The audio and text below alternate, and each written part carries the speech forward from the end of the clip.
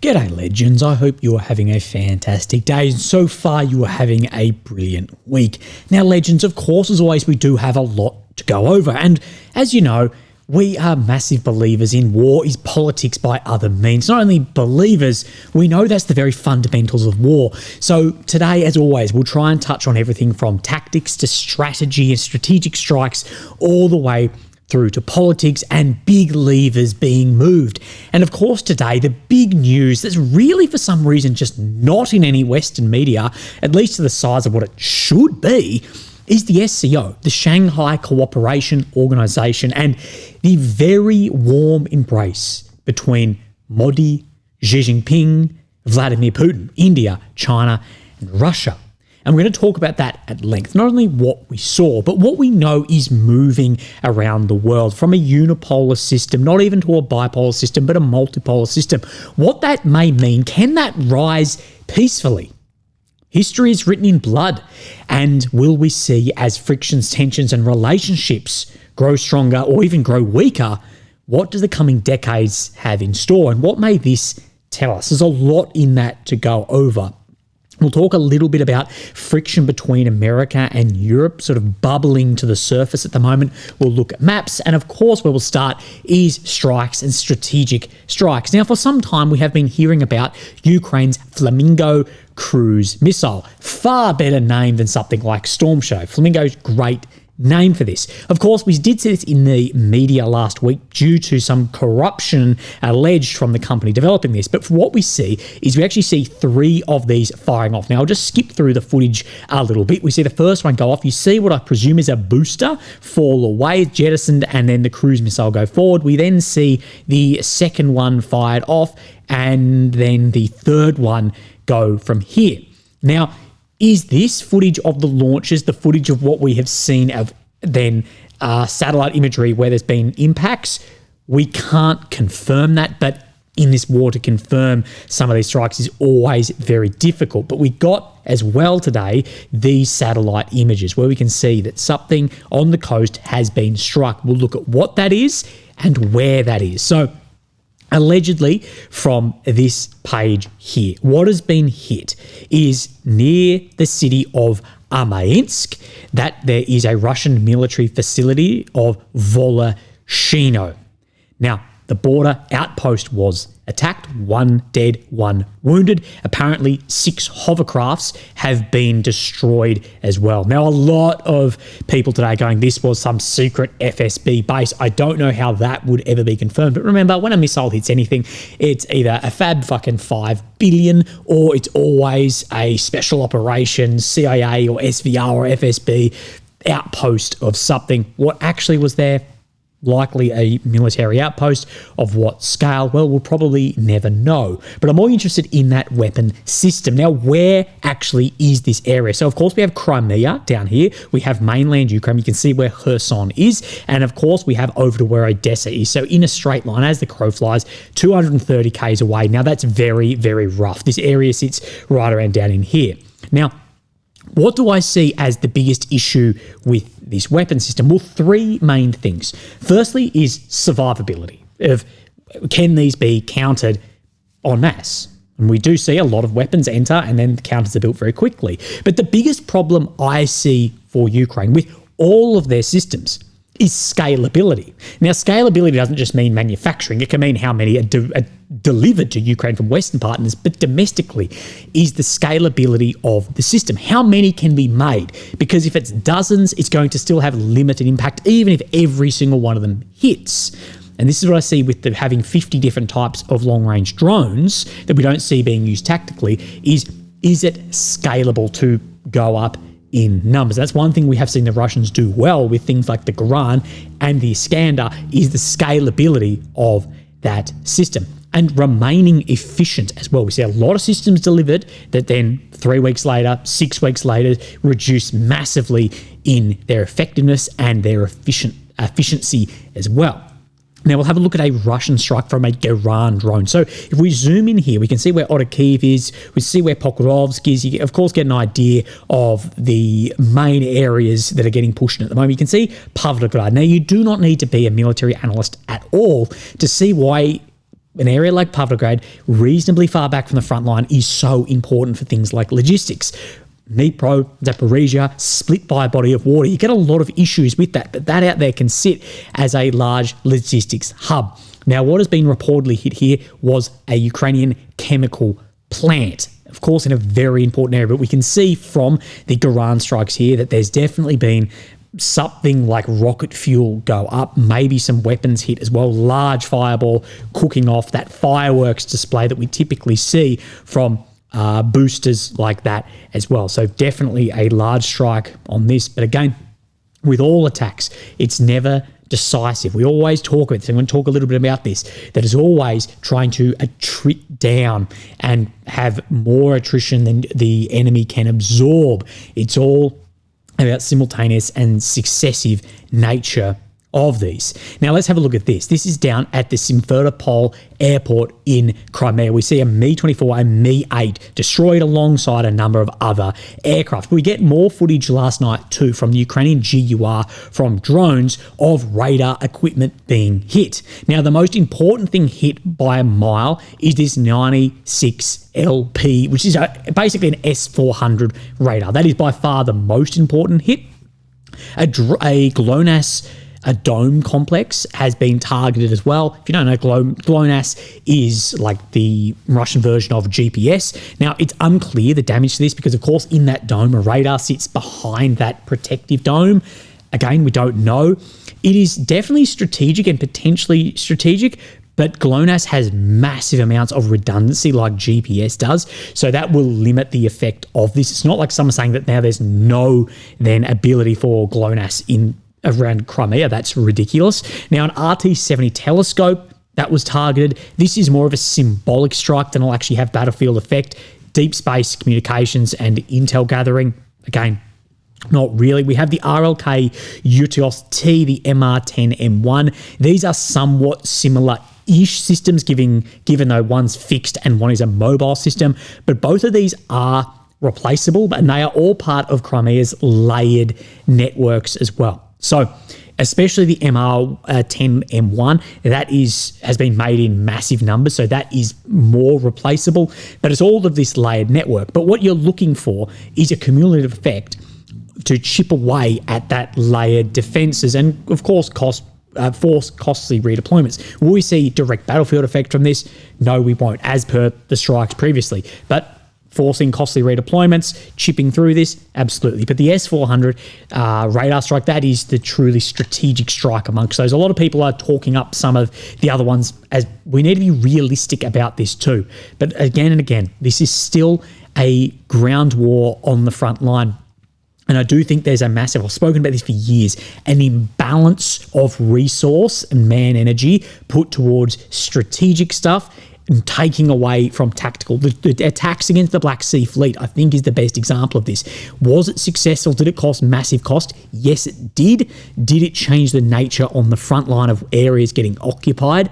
No, it didn't. And it took a lot of resources, a lot of money, and a lot of man hours for that fleet just to up and move, and still somewhat is firing off as we see. So I think there needs to be a more healthy balance of tactical and strategic level striking systems resources. Now, we see this, that a cargo ship has been damaged after hitting an unidentified explosive device in the Black Sea. A Navy spokesman from Ukraine said a large number of explosive objects remain in the sea. Now, it's being reported that it was part of a Russian Shahed drone that's been shot down and has detonated under the ship. Seems a little bit far-fetched on that. Now, what I've seen more people say, which seems to be more likely at least, remember with war, we use a lot of Occam's razor theory, is a lot of people are saying, following that Russian drone boat Beck that we saw for the first time the other day, some of the routes here may have shifted around. And what we do know is the waters out in the Black Sea, around Odessa, these areas, these have been heavily mined by Ukraine. We saw in the past couple of weeks the incident on a beach where sadly someone did lose their life to one of these too. So could it be that? But what I'm more getting at with this is whether in the Black Sea or agriculturally through these land and cities, everything, the amount of mines is going to have a large effect on post-war attrition, whether it is occupied or not, to actually be able to farm this, to go back into these areas with the amount of mines, amount of UXO, exploded ordnance, it's going to be a nightmare. So let's move onto the map, see where things are moving around. Of course, we have Ukraine, the center, the capital of Kyiv, red areas since 22, purple since 14, and the red check, of course, getting occupied over the past 24 hours. And what we see is just the south of Malivkia, deep state showing us a Russian advance into Dnipropetrovsk Oblast. Remember, showing more and more control into there, but still this 16-kilometer grey zone between Novoselivskia all the way to Komar. But we'll move down. We see Olehivsky right in here, and we have seen that moving and further today by Suryak map, that advancing north of Olehivsky towards Uspanivka. There's more Russian resource and efforts put right around this Uspanivka area, or Huliopol front line as we do call it. Now, let's move our way up into Pokrovsk and look at a strike, and then look at what AMK is talking about, this Pokrovsk push that we saw, of course, reach out to 20 kilometers back a few weeks ago, but now is getting then stabilized and contained as well. So just areas to keep an eye out for: Rubezhny, Vilny, Zoloty Kolodyaz, Kushtiev Yar, Shakhovka, as well. If we zoom in a little bit more, we will see Toretsky pop up as well as we go through this. And AMK has done 2 updates in the past 24 hours about this. Now, this is the first update, so we'll sort of lightly brush over this, but from Rubezhny, Vilny, Shakhovka areas, this getting squeezed and contained down on the east and west, and of course out to Kushtiev Yar. But he does say as well that there is a lot of targeting from things like Fab glide bombs in here too, which is what we have heard and seen for some time, and that is what set up this push to happen to begin with. Now let's go on to his most recent update in the Dobropilia direction, so the western side of the Ukrainian forces continue to quickly advance and have made additional progress towards the goal of eliminating the rest of the Russian salient. That Ukrainian force had advanced from positions west of Rubezhny and northeast of Stepe, squeezing down on this side. And here you can see where Kushtiev Yar is sitting.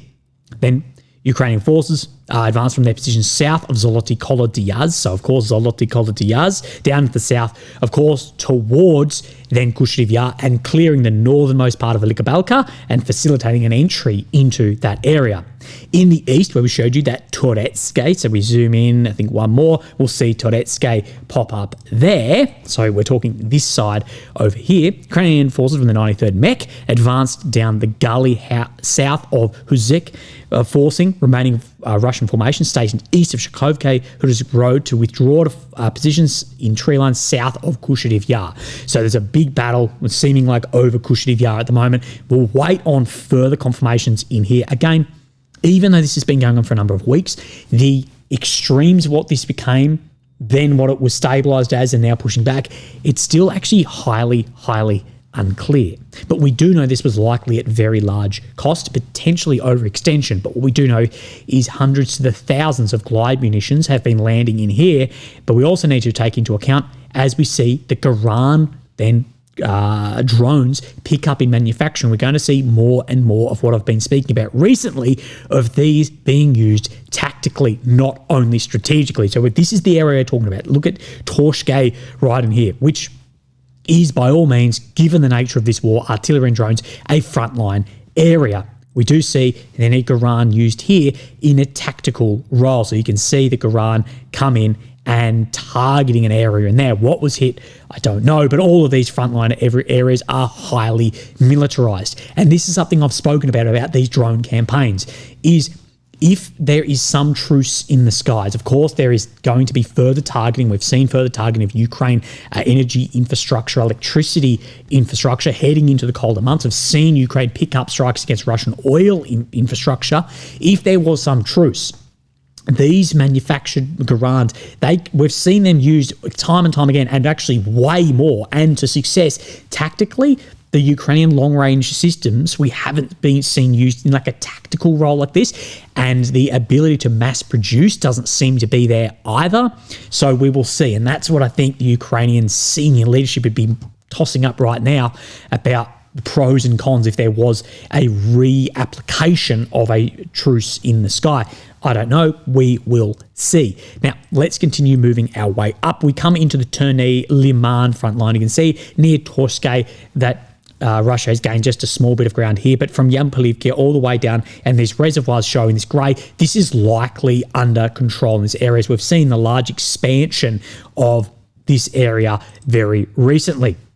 Now, north of Donetsk, Russia took full control over Serezhne. In addition, following the capture of Kolodiazi, Russian forces continued advancing south of the locality, trying to surround Murnay. So this area right here, Serezhne, that has come fully under control. Kolodiazi coming under control and trying to gain more areas of control from Torske. So pushing really on two prongs and squeezing down on this at the moment. We'll push up last map update.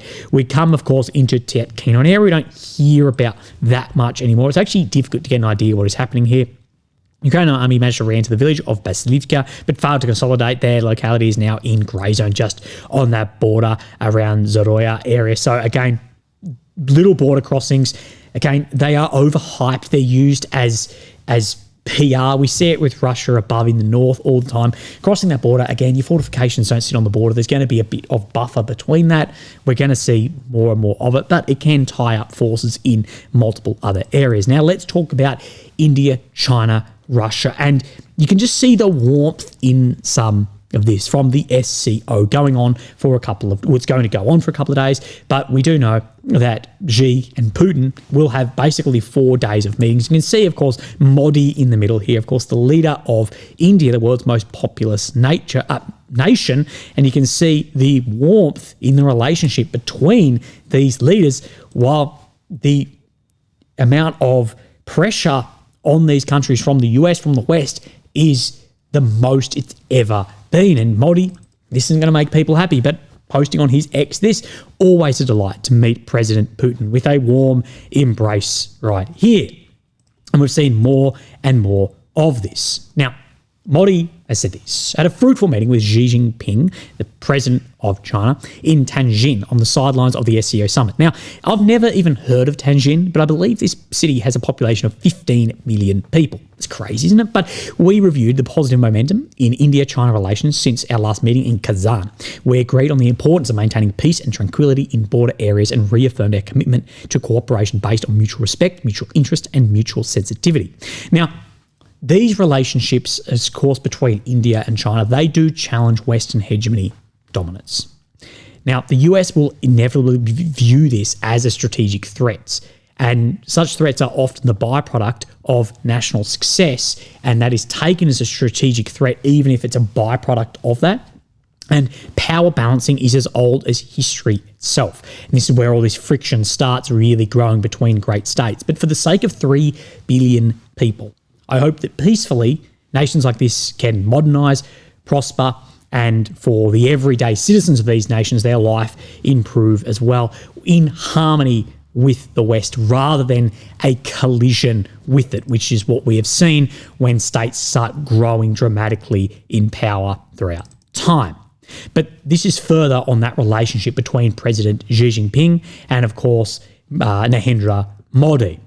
Now, on Sunday, it is a visit for India and China to be friends and good neighbours. Xi said at the meeting, which comes amid both India and China facing US President Donald Trump's tariffs, important for a second, Xi said the world is going towards transformation. China and India are the two most civilizational countries. We are the world's two most populous countries and part of the global south.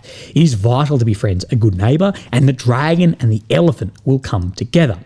We must also step up our historic responsibilities to uphold multilateralism in a multipolar world and more democracy in international institutions and work together for peace and prosperity in Asia and around the world. So that global south, as people saying, the axis of upheaval, if you will, but to work together as well. I think there's going to be a lot more pushing for India to play a larger role within the UN Security Council too.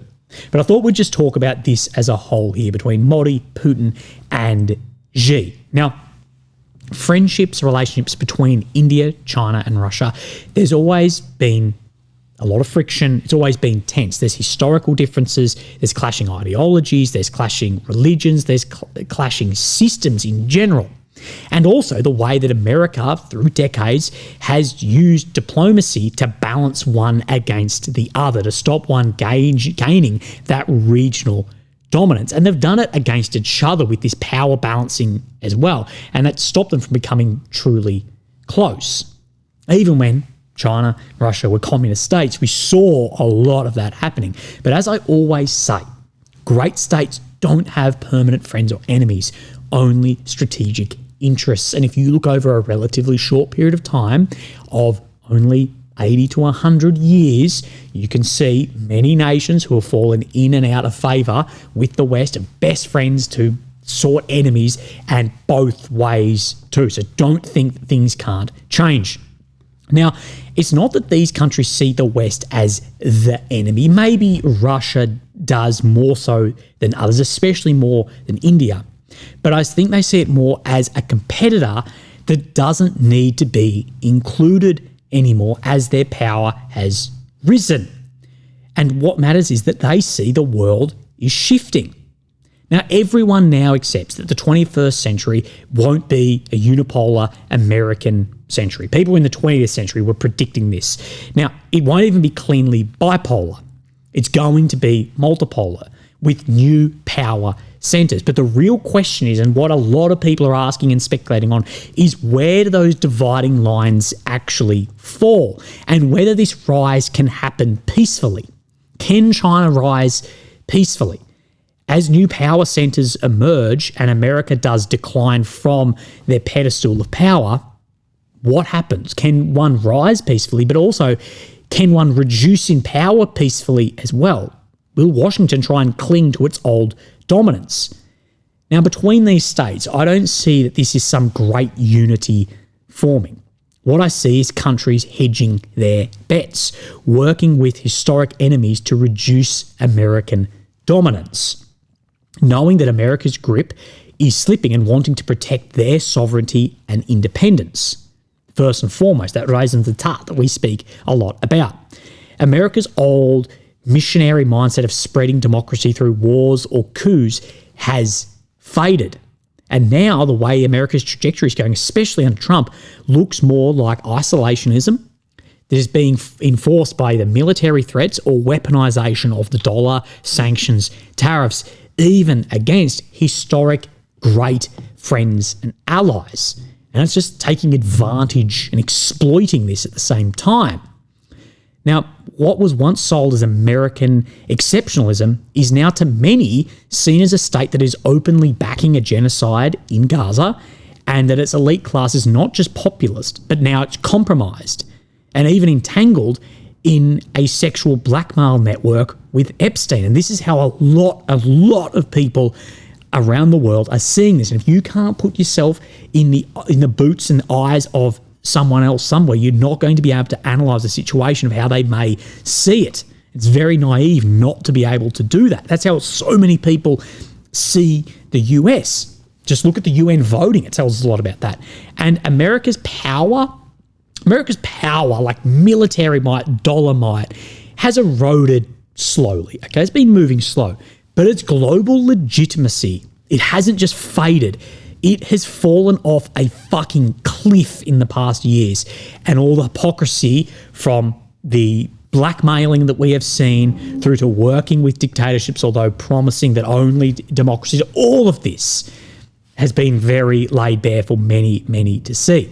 Now, I don't think that we'll see formal alliances between these because, one, I don't think China needs them. It's already too powerful. India won't tie itself down. It survives by balancing anyone against everyone. Russia does risk becoming dependent on China. I think they would try and have a formal alliance with China, but China's just not going to play ball the other way. But that Russia, I think, will continue searching as well for openings with Western partners to balance its western and southern border. As well, we have spoken about that it definitely is a risk for Russia to become a vassal state of China, and that they themselves will try and balance that. We've seen that with the alleged leaked FSB documents about, we're working with China at the moment, but they'll take advantage if they can. And Western countries, I think, that will put a lot of effort in the coming decades to try and pull and entice Russia away from China, especially the US and Australia. And China, they know Russia's war experience, Russia's infinitely vast resources makes it impossible to ignore. But then we have to look at that the same too and going, well, how much does that propel China with full uninhibited access and trade with that as well? We've spoken a lot about China and Russia solve a lot of each other's major issues. We see outside of Europe may have a more of a biased opinion on this because they're next to Russia. They've had Russian soldiers occupy areas. We're seeing this at the moment. But when you step back out, which doesn't have that history of countries like Australia or America, there is a lot in our strategic thinking that is like the power balancer of China in this region. We may have to try and entice Russia back into our sphere of influence somehow because we've cut everything off. How do we do that? And there's a lot of thinking about that. Will it be successful or not? I don't know. Traditionally, Russia and Moscow, if we take that as the center of gravity, the Schwerpunkt is closer to Western culture, religion, ideals than it is to Beijing. I don't know where that moves. It's something we could speak about together over hours if we wanted to. Now, will there be an overnight shift? No. We're speaking about some ancient and more authoritarian states, at least when we're talking Russia, China, and these states bound by more common ideology and even more common of an enemy or competition too.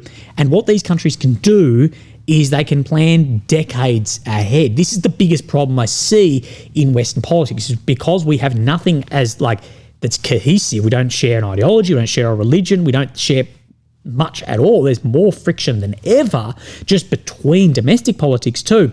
That how can we look very far ahead and plan? Where these nations can do that, like a game of chess versus Wei Qi, very popular Chinese game. And this is how the people speak about China's strategic patience. Is in chess, it's very clear that you get in checkmate, king goes down, you're backed into a corner and you lose. In Wei Qi, a game of patience, a game of many pieces on the board, and much more difficult to assess who's actually winning. We may not realise what the balance on the grand board is until we look back through the fog of politics and may discover that now we're in second or third place.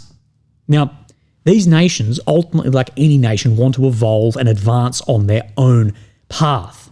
But this is what I see as the difference, is these developing countries, China, India, developing and pushing and trying to advance here.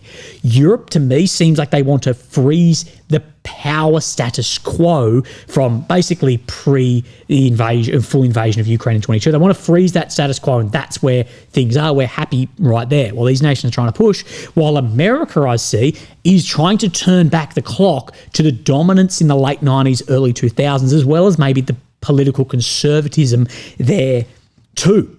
So we have trying to freeze things, trying to pull back on things, and trying to advance too.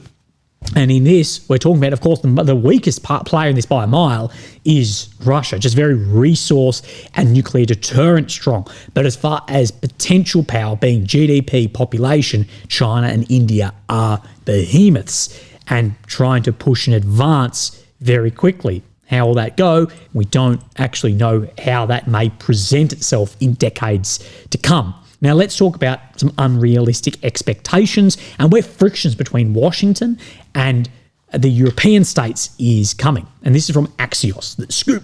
White House believes Europe secretly undoing Ukraine's war end. White House officials believe some European leaders are publicly supporting President Trump's effort to end the war in Ukraine while quietly trying to undo behind-the-scenes progress since the Alaska summit. A lot of people speak about this. Why it matters that 2 weeks after the summit, Trump and Putin, there's been very little clear progress towards ending the war. Behind the scenes, White House officials are losing patience with European leaders whom they claim are pushing Ukraine to hold out for unrealistic territorial concessions by Russia. And I agree with this. The European leaders seem to be putting this unrealistic expectation on what is going to occur, that it's going to be Putin he's going to come to the table after a ceasefire and everything's going to go back. And if it's not that, then we can't even talk about it. Axios has learned the sanctions the US is urging Europe to adopt against Russia include a complete cessation of all oil and gas purchases, plus secondary tariffs on the EU, India, and China. Of course, secondary tariffs, sanctions, who's buying that stuff, but also not buying it yourself. a lot of that oil, a lot of that gas, a lot of resources, a lot of fertilizer is still getting pushed into Europe. Ukraine themselves are the biggest purchaser of Indian oil. Indian diesel. The Europeans don't get to prolong this war and backdoor unreasonable expectations while also expecting America to bear the cost. If Europe wants to escalate this war, that'll be up to them. But they will be hopelessly snatching defeat from the jaws of victory. So that unrealistic expectation, we could see America really back out of this, but sinking more and more into that. America typically with that missionary role back into what we're seeing from Trump is this isolationist role as well, even isolating from then countries they're super close with like Canada, Australia, etc. through further tariffs. Now, what are they thinking? The Europeans are said to be pushing Zelensky to hold out for a better deal, maximalist approach that is exacerbated. And in my opinion, the longer and longer this goes on, the way we see the trajectory, it's actually going to be worse and worse and worse. Getting to a deal is the art of the possible. But some of the Europeans continue to operate in a fairy tale land that ignores the fact it takes two to tango. Again, that it all must be that Russia comes to the table due to a ceasefire, due to power and these expectations, what we have been criticising for a long time. The big picture, after summits with Putin and Zelensky, Trump repeatedly said that the next step must be a Putin-Zelensky summit. So far the Russians have refused. But what I will say is Ukraine and Europe, they see the only way to do this is through a ceasefire. Both are not playing ball at all to come to this. There is no incentive for Putin to come to this negotiation at the moment or for a ceasefire, and for Zelensky holding out for these expectations and political lock-in, there's not much there either. At the same time, the Ukrainians rejected any discussion on possible territorial concessions unless the Russians come to the table. Trump, he said at the cabinet meeting on Tuesday that everybody is posturing, it's all bullshit. And we do say that everyone is posturing, and he's just not talking about Ukraine and Russia. He's talking about Germany, he's talking about France, he's talking about Finland, he's talking about all the players involved. Russia's massive airstrikes on Kyiv plus Ukrainian air attacks on Russian oil refineries further signalled that peace wasn't getting any closer, and how we may see changes in energy and oil, etc. What they're saying, perhaps both sides of this war are not ready to end it themselves. The president wants it to end, but the leaders of the two countries need it to end and must want it to end as well. From the White House press secretary, a senior White House official told Axios that Trump is seriously considering stepping back from the diplomatic efforts until one or both parties begin to show more flexibility. We're going to sit back and watch, let them fight it out for a while and see what happens. Some US officials began to see European leaders as a major obstacle. The thing is with this is the longer this goes on, it may be worse and worse and worse, and those demands may become further maximalist down the line. The other side, a senior European official involved in the talks with the US over the Ukraine-Russia war expressed surprise about the US criticism. Open your fucking eyes then, mate. The official was puzzled by the suggestion that European leaders were playing the game with Trump and another behind his back, saying no such gaps exist in reality. The official also said European countries are already working on a new set of sanctions against Russia. Now, let's see if Europe themselves stop being the biggest buyer of Russian then energy reserves, all of this as well. I wonder if we will finally see rhetoric meet the pavement of reality in this. Maybe we will, maybe we won't. Maybe we'll live in this utopianism until we open our eyes and go, holy shit, we're a long way back on the Weiqi board. Legends, I hope you have a fantastic day. A lot in this today, but I will speak to you tomorrow. Thank you. Bye-bye.